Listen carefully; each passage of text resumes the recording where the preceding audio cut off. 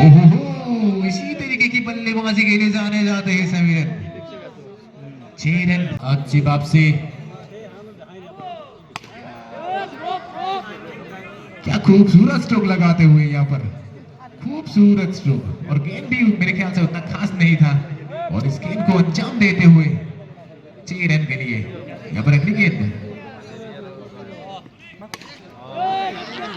काफी लूज गेंदबाजी होता हुआ। इस तरीके की गेंदबाजी आप अगर समीरन के सामने करेंगे तो ये बल्लेबाज ऑल ओवर द आसाम में जाने जाते हैं इसी तरीके की बड़े बड़े लंबे लंबे हिट लगाने के लिए।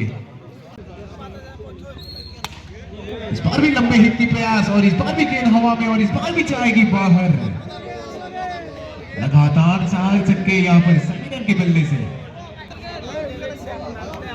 बहुत ही लूज गेंदबाजी यहाँ पर मेरे ख्याल से गेंदबाजी काफी खराब होता हुआ निश्चित रूप से, क्योंकि पिछला ओवर इतना किफायती था, लेकिन मात्र 1 छक्का पड़ा था, लेकिन इस ओवर में 5 छक्के। जबर की बहुत ही अच्छी शॉट, और 6 बॉल में 6 रन, 6 बॉल में 6 छक्का।